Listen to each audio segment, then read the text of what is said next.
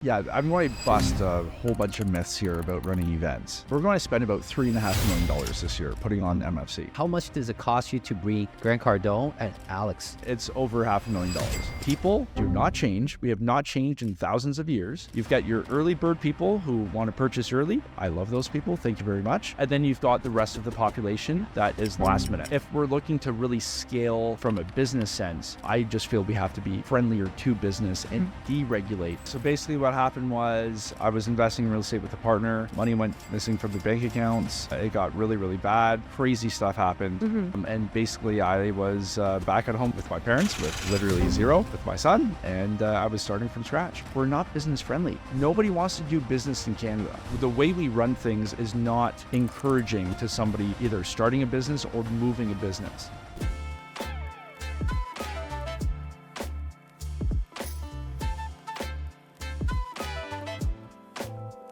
How did I go from nothing to running the country's largest real estate investing conference? That's exactly what we're talking about today and how you can build your wealth. I'm on the Wealth Busters podcast. Stay tuned. So like the YouTube thing, I go hard on organic because pay ads is, and you're gone. Yeah. Right. But they need something to channel to. 100%.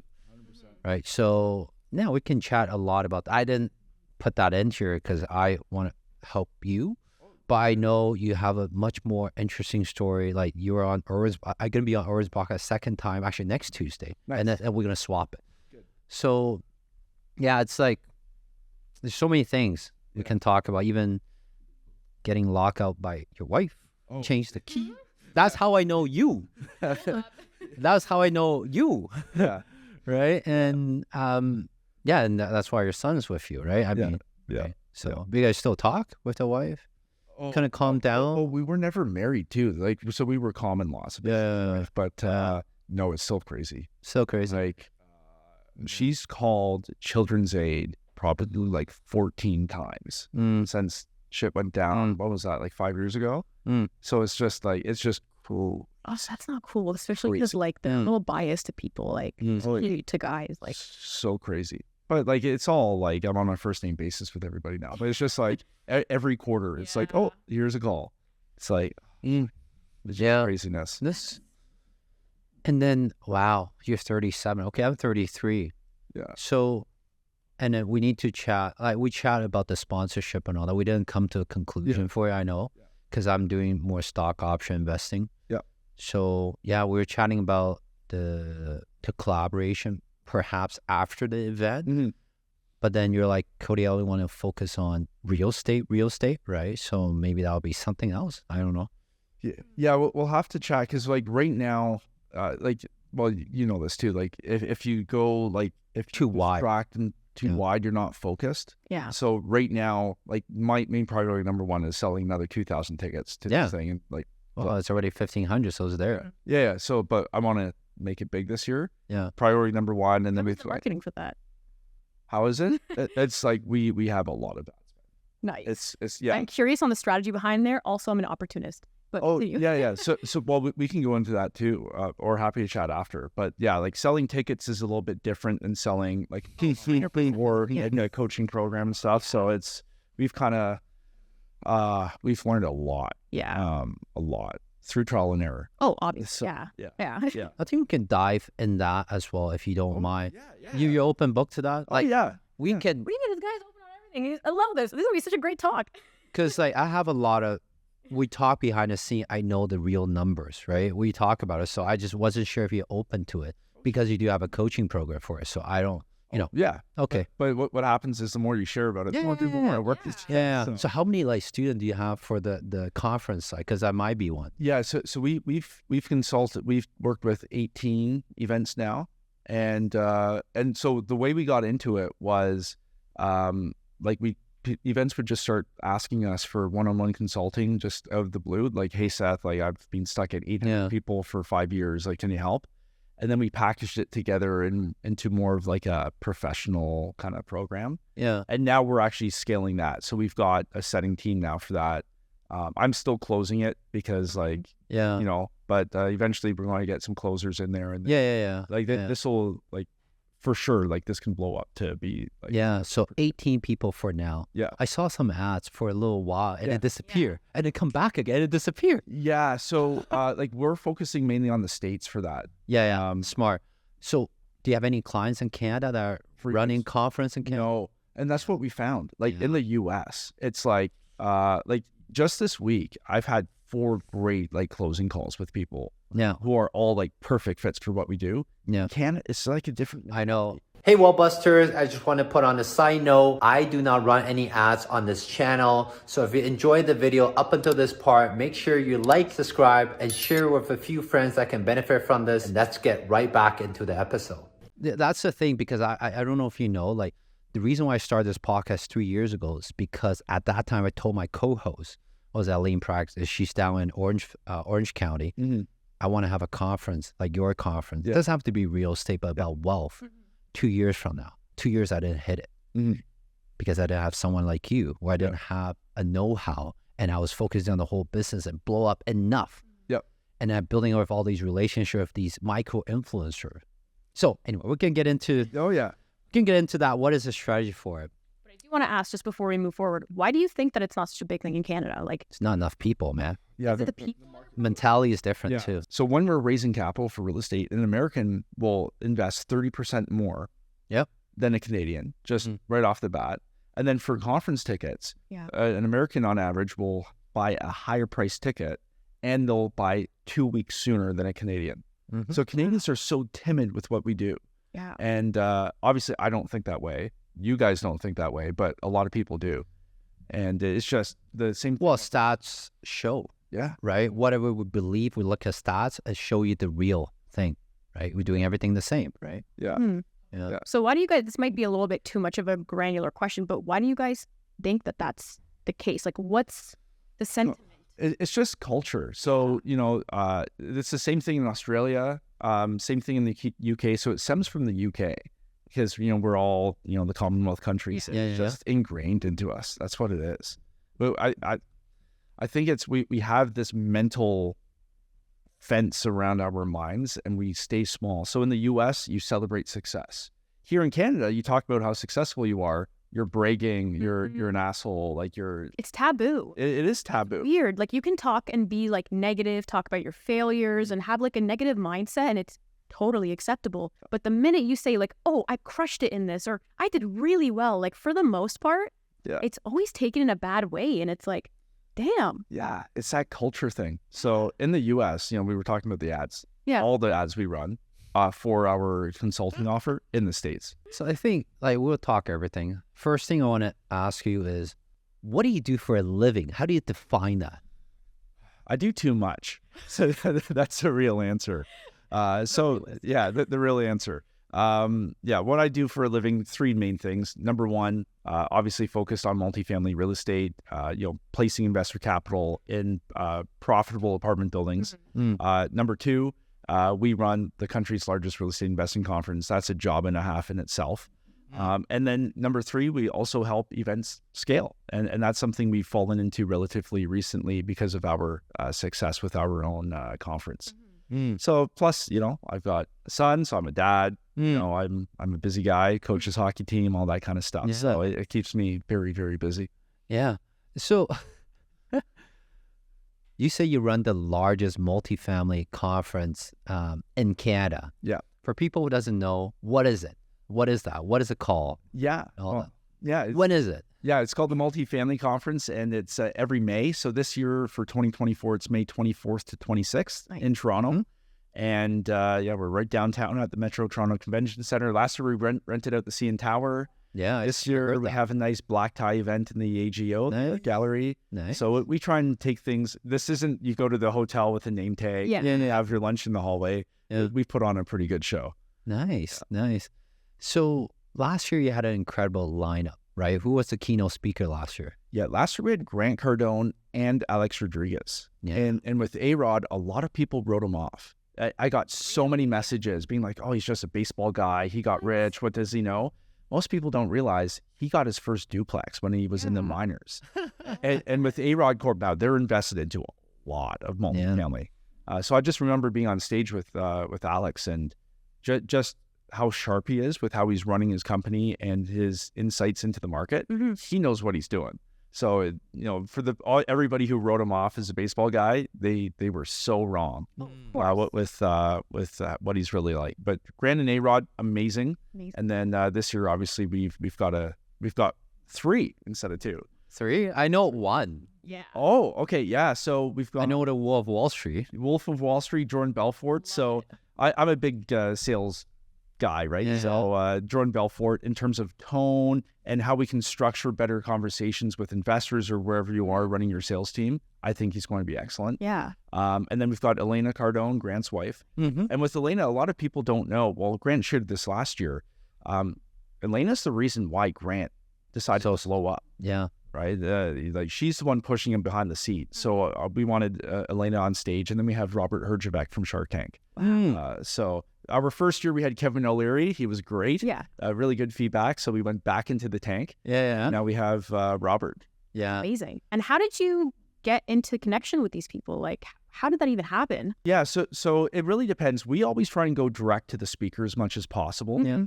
So if we have a connection, or we'll just call their office or send an inquiry through their office.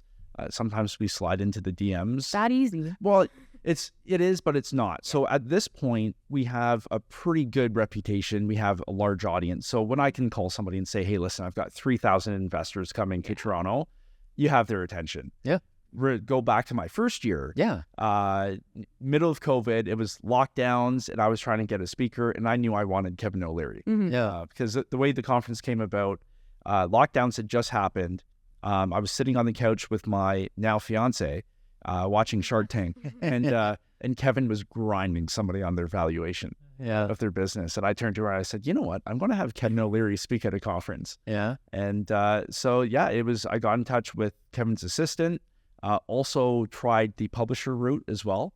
So with publishers, they want to sell bulk orders of books. Yeah. So if you can approach the publisher and just say, hey, listen, I'm interested in placing a bulk order, but also could you connect me with their executive assistant, maybe about speaking? Yeah. That's a nice It's a win-win. backdoor. Yeah, 100%. So yeah, but there's agencies out there who place speakers, but generally we go direct. Nice. For sure. Well, you go directly, you get shortlisted, and you find innovative. That's something I learned, publisher, because we have team that outreach. I could personally outreach from my Instagram, or my team use my Instagram to outreach. But thanks for sharing. The publisher, use it. Yeah. That's incredible. Wow. I have so many questions for you. But first I want to start asking you, what is your vision for multifamily conference? You've been running, this year's the third year. Third year, yeah. 900 people. Last year was about 2,000 people. Yeah, we were 2,500 in a bit, like 2,500. Yeah. And this year, what are you expecting? Oh, we'll be over 3,000 people. Yeah. What's the vision? I know number looks good, but what is your vision of that? Yeah, so my end goal is I want to impact 10,000 people and help them get into real estate investing. That's my goal. And I think once we hit that number, good things happen. Is when you're helping that number of people. So with the conference, in Canada, we're going to continue to scale it, but there's only so many people in Canada. So there is a plan coming up very, very soon to take the conference to another market that is much larger, and we can run both in tandem. And I think that's where the big impact and the big growth is going to happen, because, what you're doing in Canada, if you 10 times bigger. 100%. So we've got the model now. We know it works, and we're pretty excited to put that into gear. That's incredible. I can feel the excitement off you. I'm like, I need to know everything. Yeah. Is there anyone that maybe when you were thinking of starting the conference, you were like, I want this person ultimately, other than Kevin O'Leary, like I want Warren Buffett, or I want Charlie Munger. Like, what's that person that you're just like, I need to get their attention now? Well, you know what? We have a very sophisticated way that we pick speakers. Yeah. Number one, it's who do I actually want to meet? Yeah. That's what it is. Selfishly. Best one, honestly. Yeah. So, obviously my personality shines through with our speaker selection quite a bit. Obviously we look at other things, but number one is like, who would I really want to talk to and connect with? And we just write the list, and then it's like, oh, well, can we make this fit with our audience? Does our audience want this? Because we do lots of surveys with our customers, and if it aligns, we book them. Win. So this year, Jordan Belfort, always wanted to meet him. Yeah.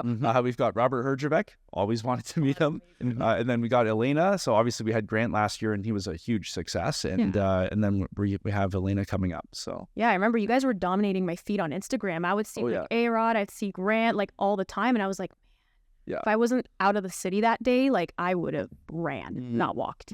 Yeah, it's we spend a lot. Hey, I mean, it works. It's a method that's proven. It does 100%. Like, I don't have to talk about the revenue side of how much you make based on the conference, because there's immediate ticket sales, there's some back end business sales and all that. But just for people's concept to grab around hosting an event like this year, what kind of effort does your team look like? What kind of budget you have to put up front to put it on your credit card, whatever that is? I want to know what that team look like and what the money look like, so people know and appreciate when they go to their event. Yeah. And for someone like myself, I want to learn it too, because I want to run that 1 year down the road. Right? So what does that look like? Yeah, I'm going to bust a whole bunch of myths here about running events. So number one, we're going to spend about $3.5 million this year putting on MFC. Last year you said 2.2. Yeah. This year more because you have more people, you have more ad spend. Level up. Can you break it down for us? That's 3.5 million. So guys, that's 3.5 million putting on the line. Yeah. Hope people will show up. Of course, I know you have a track record that people will show up, but if you just don't even make that back, that's the money you can lose right away. Oh yeah. Well, with events, there's big risk, obviously, but there's big reward. Correct. There's no better way to build credibility, influence in your industry than being on stage with other heavy hitters. So big risk, big reward, and that's why very few people run events. And now in terms of budget, obviously a large part, we'll spend well over $1 million on ad spend. And then I remember we talk off record that you only target people or certain country, or is that? Yeah, so a lot of our ad spend is obviously in Canada and Ontario and Quebec. That's our biggest draws, most populous provinces. It's close by. We have proximity. Obviously, we bring people from all across the country. But, if you're going to devote your ad spend dollars, it's going to be within driving distance. So Ontario and Quebec. 1 million. Oh, well, over $1 million. Over $1 million. Okay. $1 million. Okay, so over $1 million, that's 1/3 as ad spend. Yep, 100%. Facebook, Instagram, whatever, TikTok, I don't even know, LinkedIn. Yeah, we don't really do TikTok. So it's a lot of Meta, so Facebook, Instagram. And we find with Google, Performance Max works really well about 45 days in advance.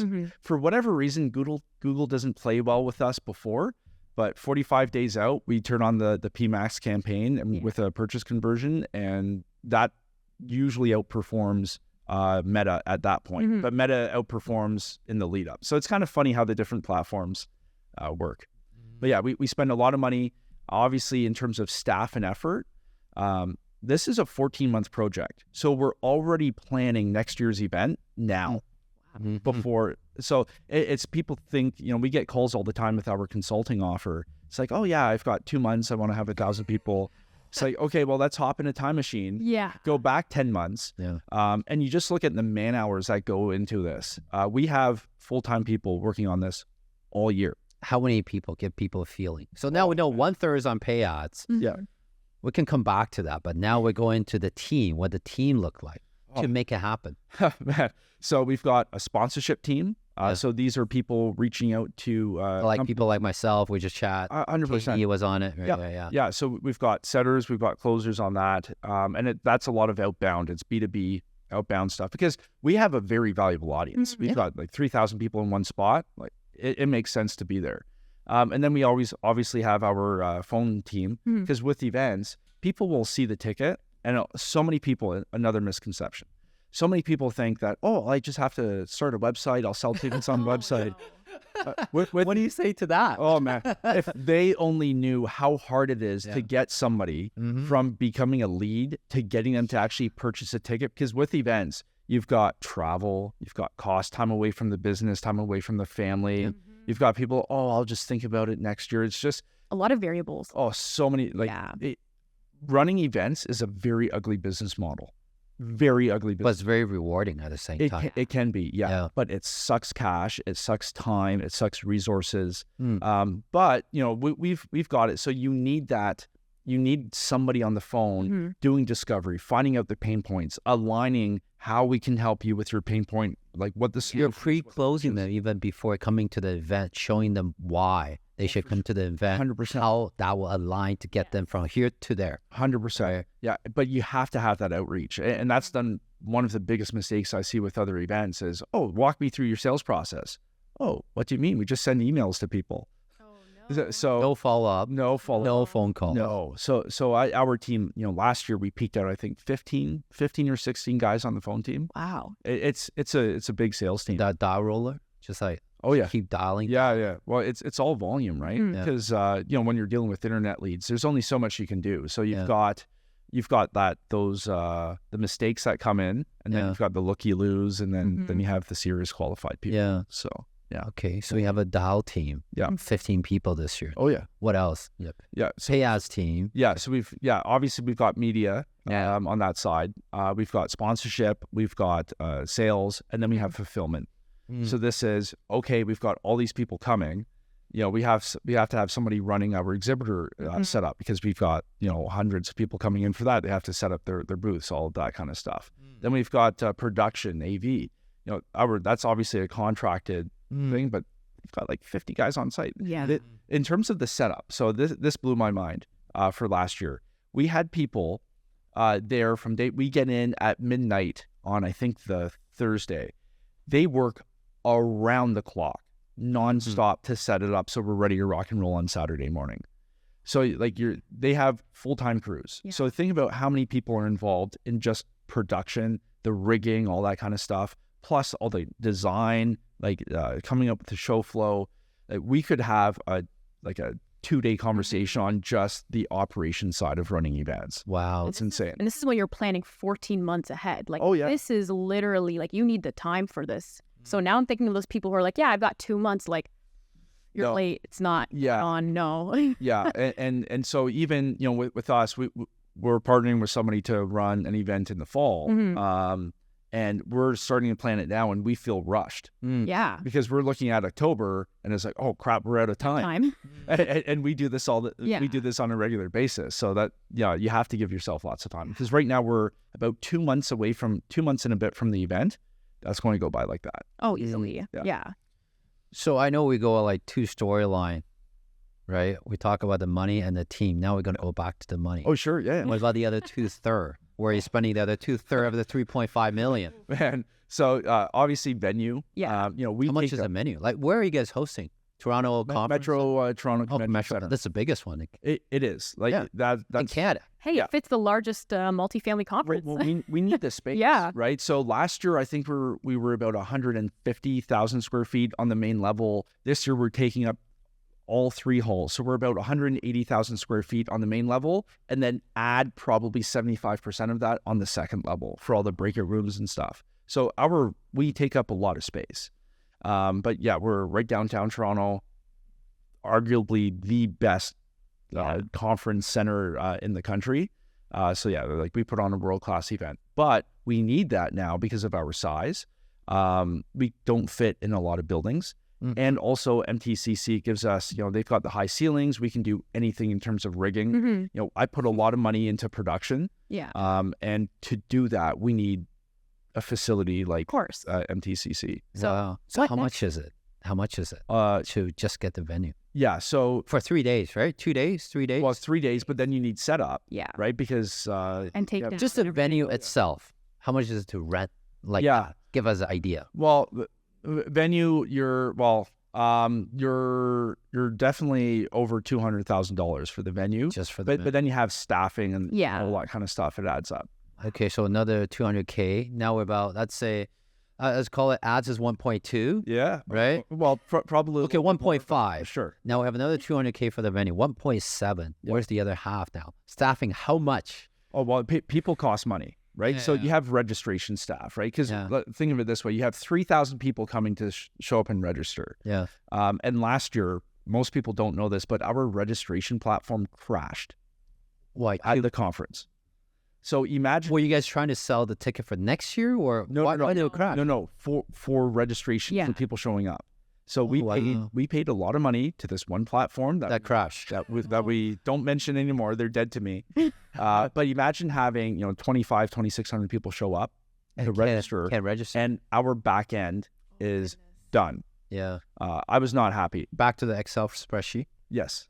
So, a Google Sheet or whatever. Yeah. So you have your registration platforms. You have, and connected with that, you have your badges, your lanyards. So probably 50 grand, 60 grand for that. Then you have registration staff because you need the bodies to move people through. Yeah. Awesome. Then you need staffing in the rooms and all that kind of stuff. Then you have security. Then you have obviously like your all your staff for AV production. Then you have your fulfillment and leadership teams. So you need staff to look after the speakers, green room management, speaker management. So you've got runners there. Then you have your headquarters in the building to troubleshoot because things always go wrong. Of course. So that's that. And then you have actually the production cost. What does it cost to have all the big screens? Lights, audio, video. Oh, yeah. Everything. How much is that? All the rest of the 1.7 mil? No, yeah. So we're probably about 300 grand-ish for all those production. For production, the stage, and the lights and stuff. Yeah. Okay. Yeah. We should have asked you to bring your budget for this, I swear. So now you're like 2 mil. What is the other 1.5 then? Oh, well, now we have payroll and staffing for our full-time team, all that kind of stuff. You have to pay commissions for the sales team. You got sponsorship. And then, obviously we have, software and platforms to build lists for our outbound teams, all of that kind of stuff. And would it be for speakers as well? Like a spend for that? Oh, yeah, yeah. So obviously the big names, we pay them. Can we talk about, don't have to talk about this year, but last year, because you and I know how much Grant cost years ago or this year. I don't want to talk about this year. Then you can come back on next episode this year because I don't want you to, it might be sensitive, you know what I mean? Oh, but yeah. But last year, how much does it cost you to bring Grant Cardone and Alex on? Give us a range. Or a range or whatever. When you convert to Canadian dollars, it's over $500,000. Both of them or just one of them? Well, combined, it's between $500,000 and $1 million to bring. Canadian? Yeah, Canadian to bring both. Yeah. Who's more expensive? Is that Grant Cardone or is it Alex? Oh, Grant's more expensive. Yeah, for sure. By a lot? By a lot. Double? Keep going, Cody. Well, Keep going, Cody. plus his airplane isn't cheap too.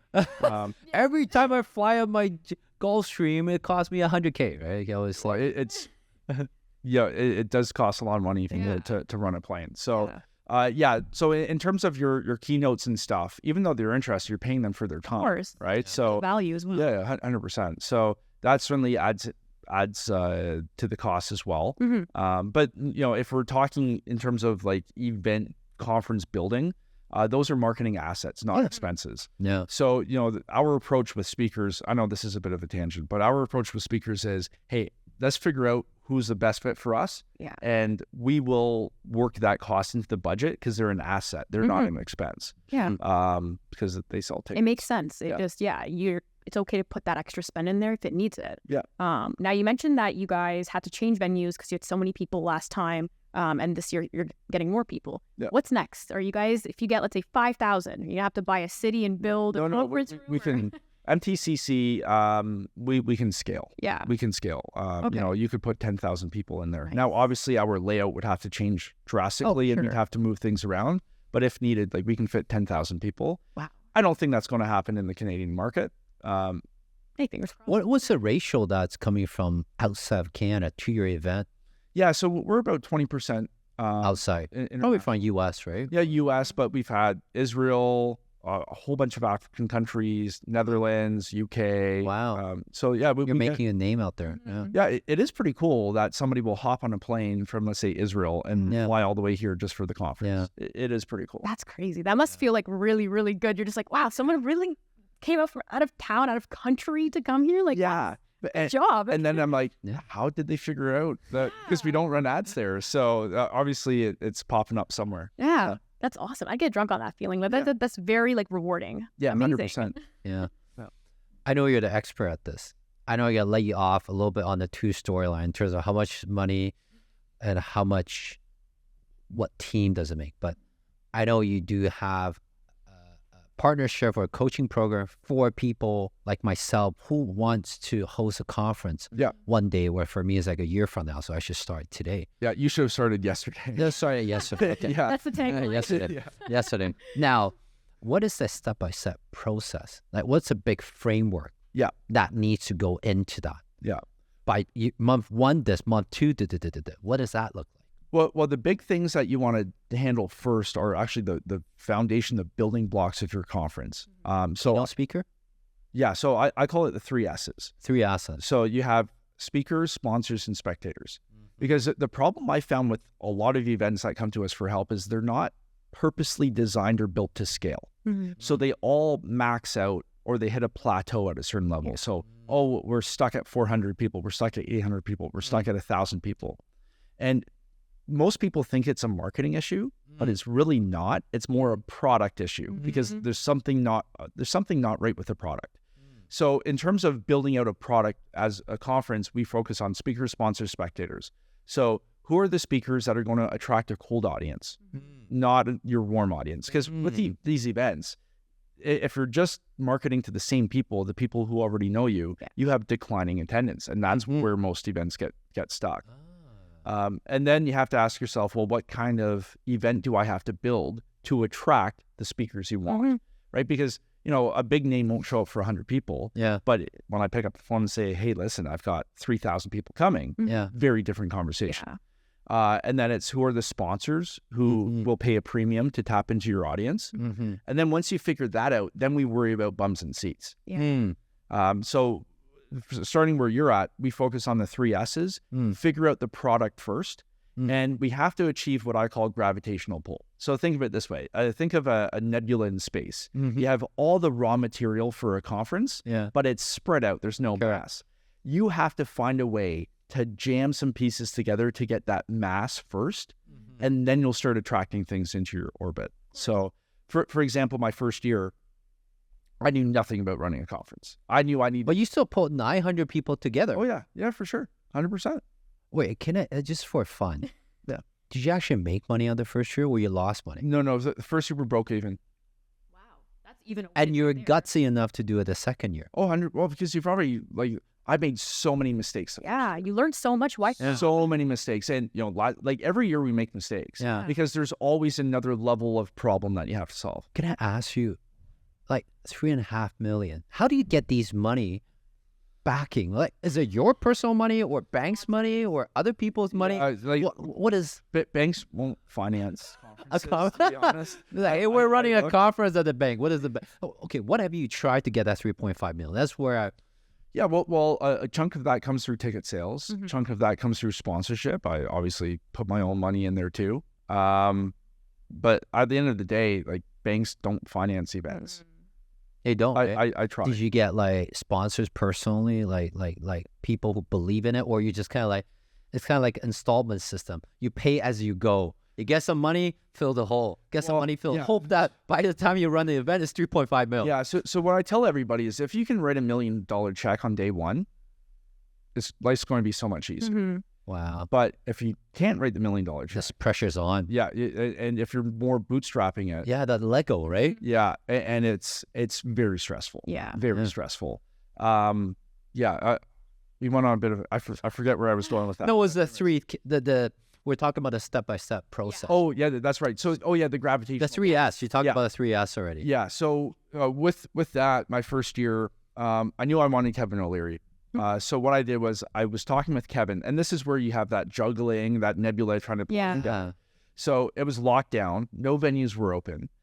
So I was talking with Kevin's team, pitching him on the idea, hey, I'm going to run the biggest real estate conference in the country. This is what we are. What did the team say? What did the Kevin O'Leary's team say when you pitch him this COVID, running a conference in the middle of COVID? What did they say? Well, so I think everybody was more optimistic. They're like, oh, yeah, well, okay, because COVID had just started, a week before the lockdown. So everybody's at that point was saying, oh yeah, this will be done in 3-4 months to go. Yeah. Little did we know in Canada it was going to be, ultra lockdown.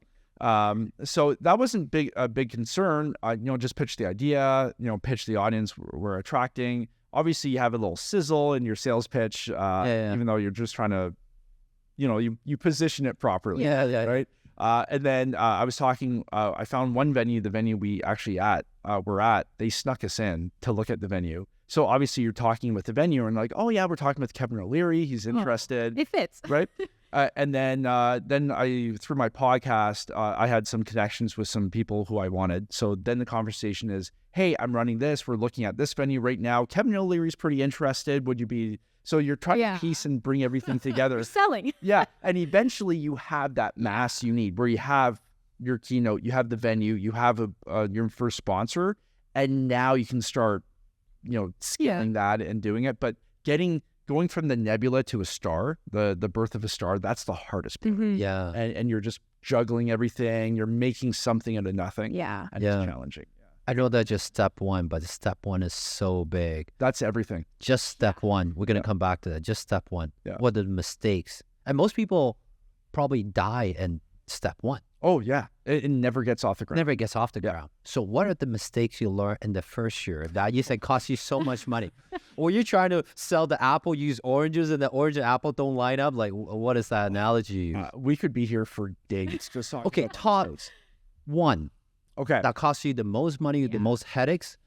Yeah. You wish you know. Yeah, so I think the biggest mistake I made was not understanding the event sales cycle with the conference. Because I looked for other events that were similar to what I was doing, and I really couldn't find any. So I went into this blind. So with the... You really do it blind, eh? Oh, yeah. Oh, my God. I just... How much? Okay, how much cost was in first year for that conference? Yeah, we spent about $550, I think. So you put all that, your own money, $550 upfront for first year. Yeah, it was a big risk. Mm-hmm. What makes you just plunge $550? Like, do you watch a movie and got inspired? Or No, well, it was just... $550 cash, and you're like, hey, let's do a conference. He's like, life is too comfortable. I need to shake things. Hey, I might as well. I'm being challenged, personal life, all that. I'm just gonna do something. Well, yeah. So the conference came from a couple different spots. So by the time I was on the couch with Darcy, being like, "Hey, listen, I want to run this conference." Number one, I remember when I was making the transition from single family investing to multifamily. Yeah, I was pretty disappointed with the content and the resources available. Yeah. Very disappointed. Yeah. So that always rubbed me the wrong way. Yeah. And then I had been to events, other real estate events. Honestly, I hate real estate events with a passion. I can't stand them because they're always the same. You go to the hotel ballroom, everybody sits at round tables. You have the guy standing on stage with 2 PowerPoint slides. You have your name badge. Go out to the hall for the buffet lunch, and it's 2 days, and it's the same over and over and over again. Yeah. So I hated going to real estate events. So eventually I was like, you know what? I think I can do a better job than what everybody else is doing. Yeah. I had no track record, no experience with running events, but God. I knew that there were so many things I would do differently, right? And I'm very stubborn. Mm-hmm. So when I set my sight on something, it's going to happen no matter what happens. Yeah. And obviously there's, with things we're doing in real estate, and it made a lot of sense because, running a conference like that, you get exposure, you get the attention, and plus it seemed like something that would be pretty cool. And you look at all the people who run major events. So whether it's, you go through Tony Robbins, Grant Cardone, Ed Milet, like everybody, Patrick Bet-David, all those guys. Yeah. When you're running a major event, good things happen. Yeah. And it's being very true. We get pitched weekly on people wanting to work with us or partner with us or do something because now we have an audience, right? And now we have a platform. And that has spiraled into so many different things. I know. I can only imagine. Yeah, it's insane. Just this thing we've got coming up in the fall now, that would never have been on the table if I didn't run the event. Yeah. So that's been pretty cool. So I think my path and my thinking has been proven. Like I knew it would be by far the most impactful thing I've ever done in my life in business. Yeah. Most impactful thing is running this conference. But yeah, so big mistake, not understanding the sales cycle for events. What do you mean the sales cycle? Means tickets will be sold up front and the other half will be sold at the last 3 weeks leading up to the event? Yeah, no matter what you do. So everybody's last minute. Oh, okay. I don't want to break the story. Did you spend way too much marketing costs up front and you ran out? Marketing costs at the end? No, so that's always a fine balance, right? So yeah, it's always a fine balance. What what happens is with events, you have to put a lot into the marketing up front, but you're going to see half of that return come in the last 2 to 3 weeks. So me being new, I was pumping all this stuff in. I'm like, oh, what's going wrong here? Like I'm losing it. Like what's happening? And plus with us, we had COVID lockdowns. So our first year, nobody was buying tickets because we had the first thing, it got lifted. Then we had another lockdown. And when that happened, ticket sales dried up. And I think it was 6 weeks before the lockdowns listed very close to our conference. So here's all this ad spend going out, out. Nothing's coming in. Oh my and you're shitting your pants. I can only imagine. And it's like, what the fuck did I just do? But then again, like last year, the same thing, right? You can't. It's not like you're selling like a $97 offer, or if like you're not going to get that instantaneous conversion. And so from an ads tracking perspective, it's a little bit different because you can't look at your ROAS, and you can't even.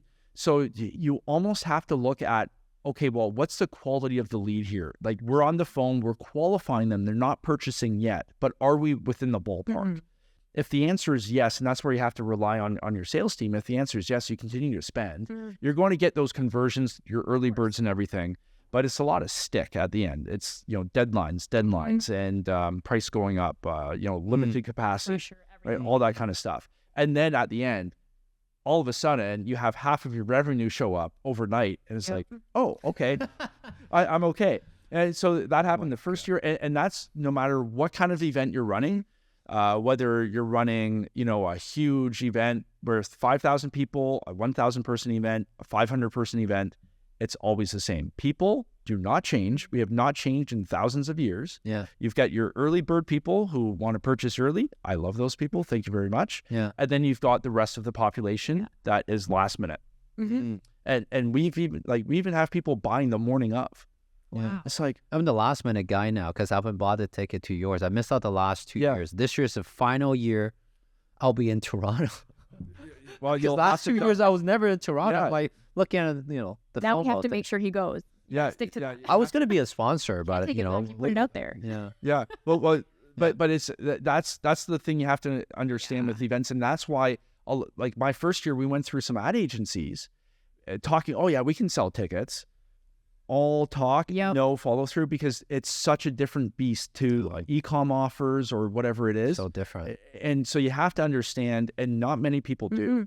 And that's something we learned the hard way with it. And obviously, whenever you're doing ads, you can tweak the model. You overspend here. You kind of, now we have a good feel on the rhythm of it and everything. But it's still, you're putting a lot of money out. And events suck cash, like I said. So you're putting a lot of money in. Not very much comes back right away. So it's almost like you're planting seeds, and the seeds sprout. And it's not like an incremental thing. Like we're so used to, whether it's like, real estate stocks, whatever it is, we're used to seeing a little bit of a trend. But with this, it's like you're getting a little trickle in, and It's like a bathtub. and it's all about having like the stomach to literally see it till the end. Yeah. So the question is, can you spend, or can you sleep at night knowing you're spending $10,000 a day and not getting any of that back? Damn.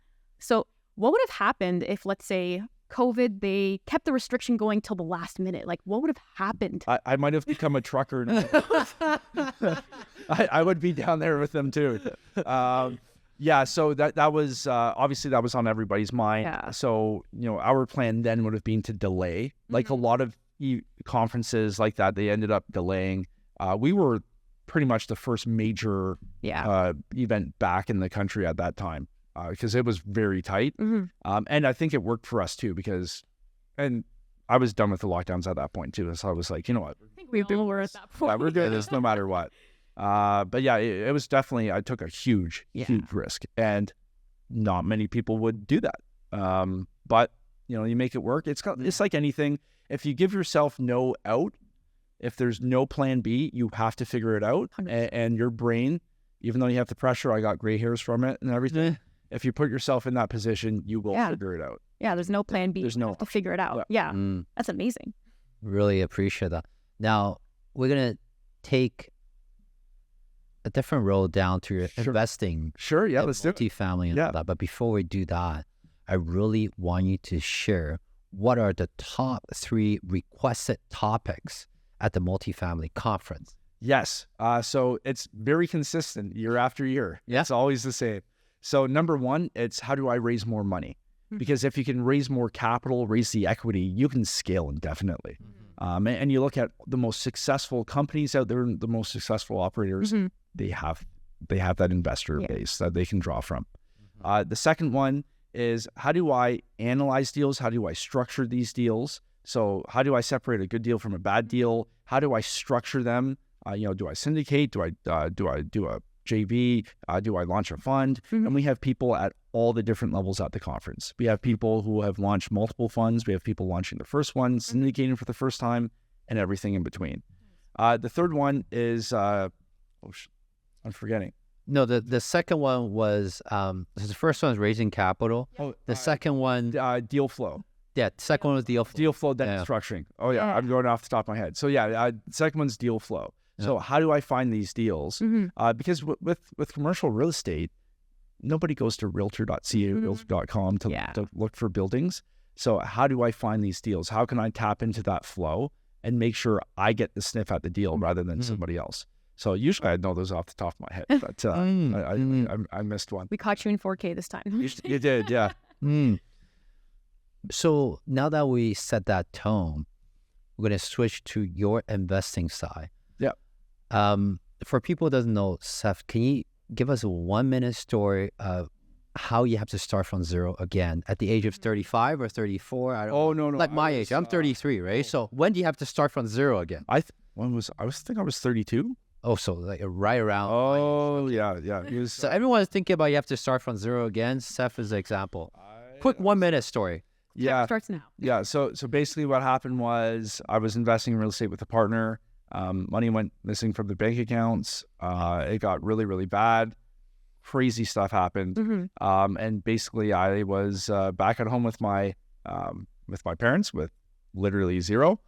And then, with my son, and I was starting from scratch. So it was, the worst thing that ever happened to me. Yeah. But it has turned out to be the best thing. Number one, being in a very volatile situation isn't healthy for anybody. So removing that is like a weightlifting on your shoulders for sure. The second thing is if I would have, because I started from scratch again, I hadn't, Not had to know. I really had nothing to lose. And quite honestly, I don't give a fuck anymore. Yeah. Because like, what's the worst thing that can happen? So because a lot of people, I have these conversations, when you build up a portfolio of something, now you're afraid of losing it. But then you have to think of, okay, well, if I would have kept all the single family homes I had before, I never would have been doing what I'm doing now. And now I'm on such a different level. So our past success can also act as a chain and hold us back. Yeah. So by losing that handcuff. By losing that, because I always had these big aspirations. I never felt like I was performing or achieving at the level I should have been at. Like a lot of people feel that. But then I was given the opportunity to be like, okay, well, now let's actually make it happen. Beast, I've got, and so obviously having zero capital presents a lot of challenges. I was able to do a lot of stuff. I worked we're still working so hard on everything, but it's just the grind and the effort. And I think the big thing is when you have a bigger idea, more people get excited about it. So if you think big, you're going to get more support, you're going to get more dollars, more attention. And so the best thing I ever did was talking about the conference. The best thing I ever did was go big out of the gate. Because that just separates you from the pack. Or even with deals and stuff. Or offers, whatever it is, if you go big, there's just more excitement, more pie, more margin in there. So you lost everything, all your single family, duplexes, whatever, at that age. Oh yeah, like literally everything. So money, like the bank account got emptied. There's nothing in the bank account. All the mortgages started bouncing because there was nothing there. Foreclosure, maybe something. It didn't go power sale. I ended up forcing the sale of those units, but once the money disappears from the bank, it's disappeared. No matter You're never what getting back. No matter what. Even if you sell it, it's still going to someone else. Yeah, no matter what the lawyers say, it's gone. Yeah, it was just very unpleasant. So how do you go from 0 to multifamily? How? Oh, man. Step by step. Yeah. So Anyone who's gone through a divorce or loss of everything, go through bankruptcy, this is it. yeah. Help So us here. yeah. When my son was born, Callan. So he was 2 when all this stuff went down. When he was born, I started looking at a different avenue because we had done okay with the single family portfolio. But now with my son, I remember holding him and looking down at this little baby. And now, you have that instant urge to do better and stuff. Yeah. So I knew real estate was the right thing to do, but I also knew that I was equity rich, cash flow poor with the single family home model. So I knew there was a better way. I just didn't know what. So I looked at retail, industrial, multifamily, self-storage, office. And this is why I made my comment. I was very disappointed at the resources available because I remember I paid like $1,500 for this course and they mailed me a binder. And that was, I'm like, I paid money for this binder? What are you doing? So I was very disappointed. But multifamily made a lot of sense to me. So I started learning more and more about multifamily. So the very first thing I did was I borrowed money to find somebody to help me and teach me how multifamily worked because I couldn't find it on my own. So that was a risk in itself. And then the next thing I did was I started a podcast. Wow. And What's your podcast name? oh, well, we shut it down. You shut it down. Yeah. So It's okay. we're You can come on our podcast. Yeah. Well, we're launching a new podcast. So it used to be called Purchase of Profits. We had like 450 episodes. It was a lot. Wow, that's a lot. And it did well. But it turned into a cookie cutter type of thing. Yeah. I wasn't enthused about it anymore. Yeah. So we axed it and now we're launching a new one. But through the podcast, and this is the evolution in the story here. The podcast taught me how to talk to people and it connected me with different people. From the podcast, I did my cable TV show. So now I got comfortable on camera because of my podcast. So then when I decided to launch the conference, I knew I was comfortable on camera. Yeah. I knew how to talk with people. And now I had this network of people who I had on the podcast, and some of them turned into speakers at my first conference. So without the podcast, the conference never would have happened. Yeah. And without the TV show, the conference never would have happened either. Yeah. So it's everything's kind of happened Foundation. Obviously I didn't plan it that way, but it's just It worked fallen out. into place. Yeah. So, and then, from getting into multifamily, obviously I had all my experience. I worked as a real estate broker for a long time. I knew the single family game, and now I had a really good idea of the multifamily game. I remember going back to the very beginning. I was invited out to a real estate event in Philadelphia by somebody who I'd spoken to on the podcast. He said, "Oh yeah, I've got some successful guys coming to Philly." I had no money. I maxed out the credit card. Everything was in USD. And I got in the room and there were people there who were raising a lot of money. And I knew nothing. Yeah. But by the end of that weekend, I was like, I saw real estate in a different way. Yeah. It's almost like you look up at the night sky. Yeah. In the city, you see the moon. You go to Bob Cajun, you look up at the sky and you see all the stars. It was always there. You just didn't see it. Yeah. And that was my eureka moment. And now I knew, okay, now I understand real estate. Yeah. And now I know how you raise money to leverage equity and what people are looking for. And I remember being out to dinner with those people. I had no money. I was like, it was really bad. Everybody was throwing down $100 bills at dinner. And I'm like throwing in a $20 bill, trying to hide it in the pile. Because I literally had nothing. Yeah. I didn't eat lunch because I did. So it was, but it was the best thing I ever did. 100%. Yeah. So I think the lesson for me is every time I've taken a risk like that, it's worked out. Now, obviously I've been burned, but for the big risks where I'm like, hey, this is really what I want to do, it always works. Yeah. Wow, that's good. Now, I know it's only been a few years since I started multifamily, but just give people some perspective. What does that portfolio look like right now, and where is it at? Yeah, so I'm the COO of CPI Capital. So we're a real estate investment firm that focuses on U.S.-based real estate, generally in the southeastern U.S., the Sun Belt. Alabama, Florida, Texas. Yeah. So North Carolina. We're aggressively hunting right now in Florida. So we've No, got really. just under 1,000 units. We're actually working on a deal right now. I'll take us over that mark. So yeah, we're working really hard. We're still in that lean mean phase, but we're good at what we do. We have a good team. We have a good investment thesis, and we're excited to scale this thing. Excited for that. I just came back from Tampa. Oh, no.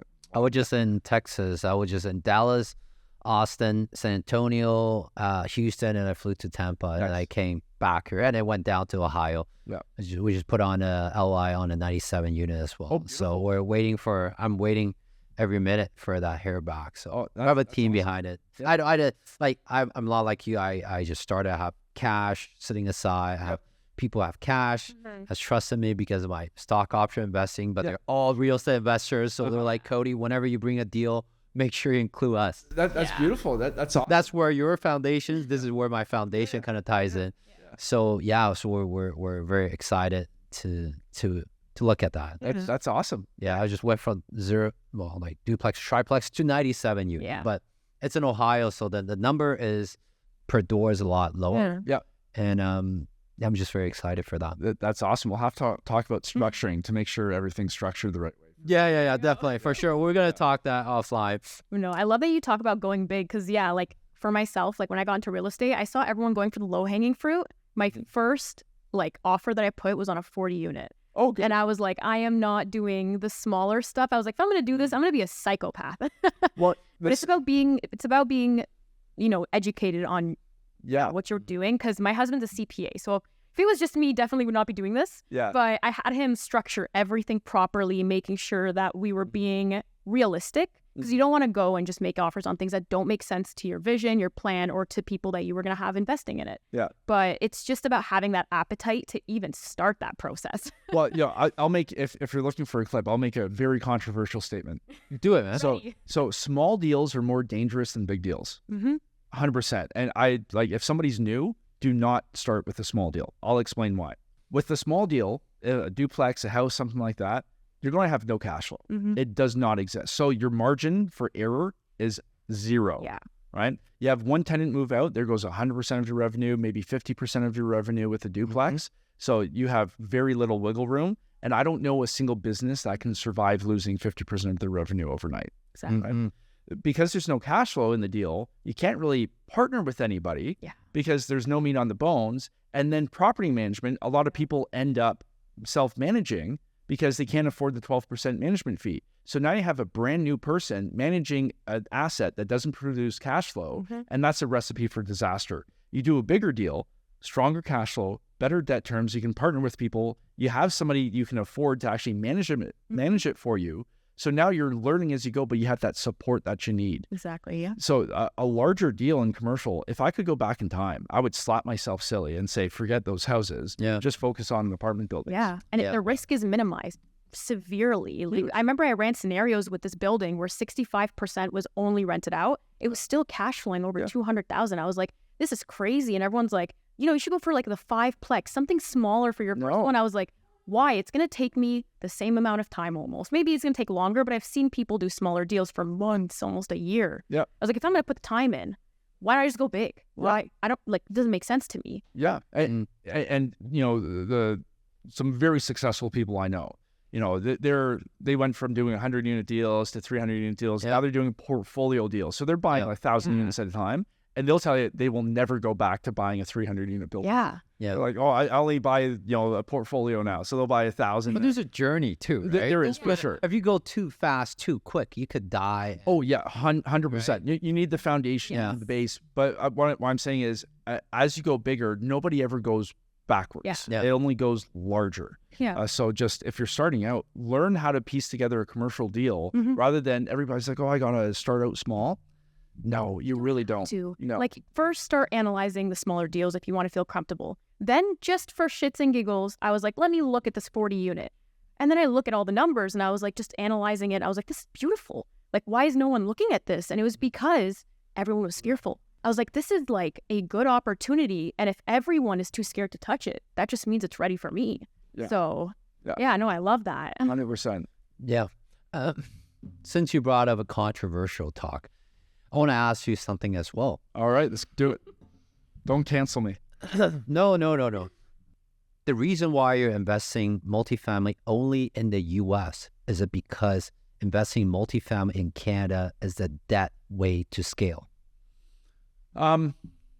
There's tiers and nuance to this answer. The main thing is it's market size, honestly.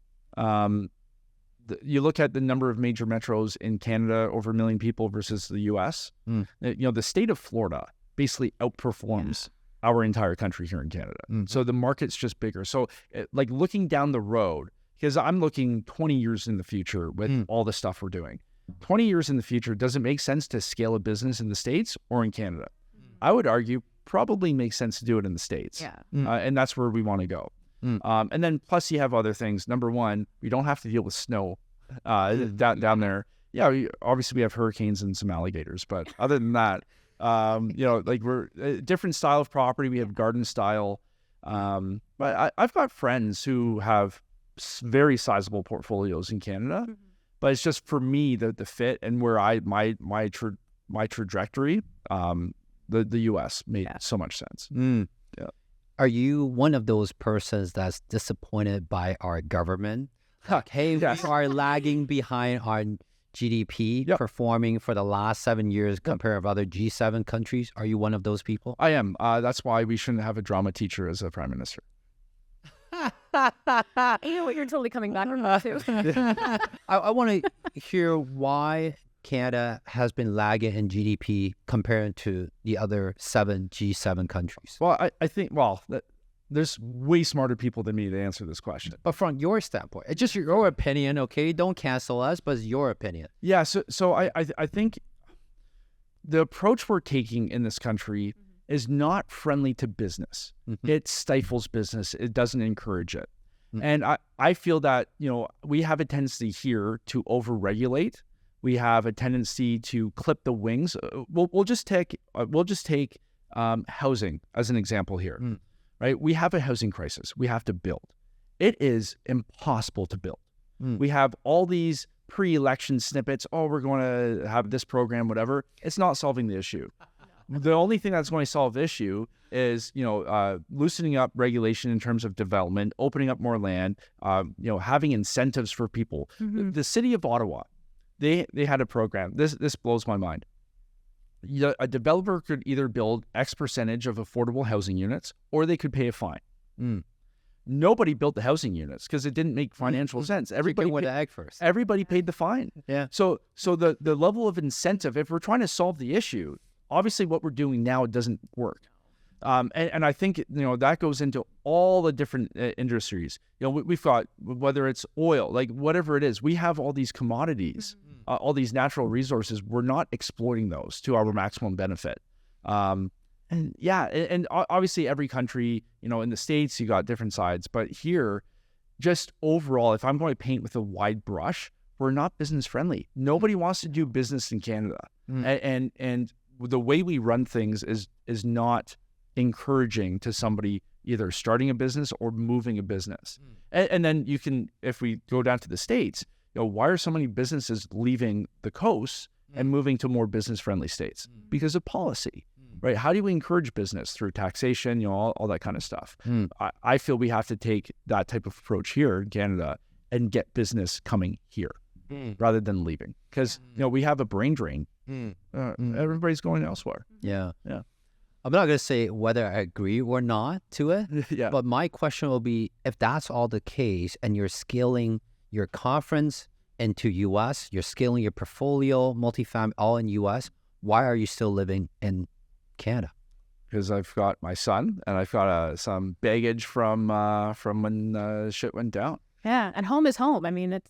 Well, yeah. So obviously, my son has a mother who sees him. So if I move south of Florida, that So like down the road, if things change, then we'll see what happens. Yeah. But yeah, like 2 of my partners on the CPI side, they live in Florida. Yeah. So like they moved down. Yeah, the boots on the ground. Yeah. They said it's the best thing they ever did.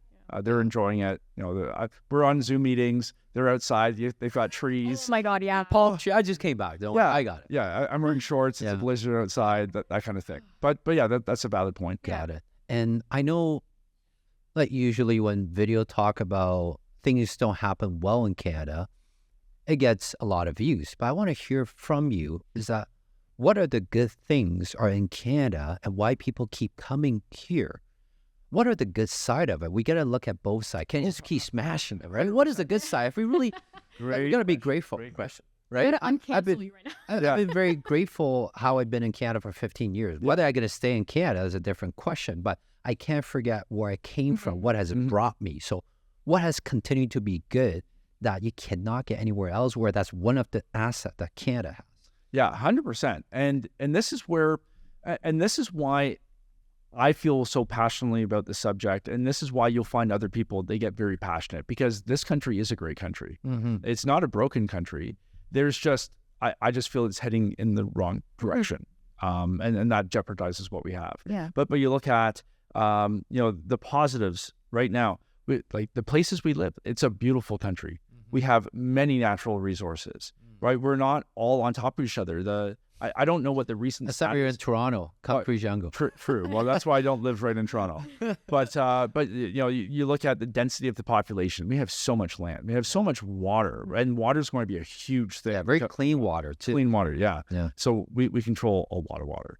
You've got oil. You've got all those resources. Amazing. In terms of just the culture of Canadians, like the culture is sound. You look at how we approach education. Now, if we want to get canceled, we can go on that subject too.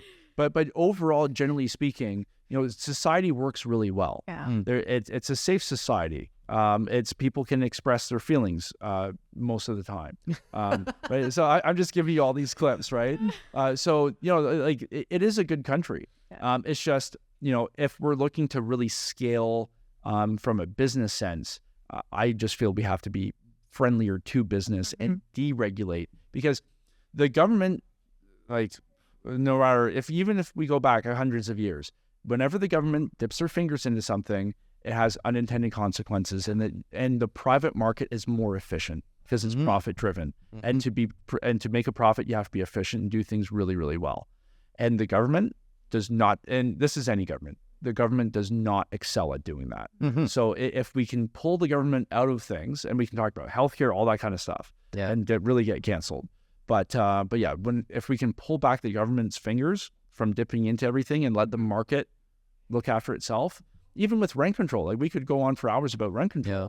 The studies show, right? When you don't have rent control, you have a better product and it's more affordable. Yeah. But no, we need to have talking points for the next election. We need to talk about how rent control is great. It's not solving the issue. It's just a buzzword, and it's actually stifling supply, which is what we really need. Correct. So and that's just one example of many. Yeah. Yeah. Well, here we have it. I have a case study, but we'll leave it for episode number 2. I think that's good enough. I really enjoy this. Yeah. Last step for people who want to get multifamily conference ticket. Where should they go? Just go to multifamilyconference.ca. Don't wait though, because VIP sells out early every year, Platinum sells out early every year, and those are hard constraints. So get your ticket early. Okay, there we go. We'll leave it in the comment section. Thanks for coming on again. All right, thank you. Okay, all the best. Appreciate it. If you're watching till this point, make sure you like and subscribe, and we have more episodes like this waiting for you, so stay tuned. And if you don't mind, give us a 5-star review so more people like yourself can enjoy episodes like this.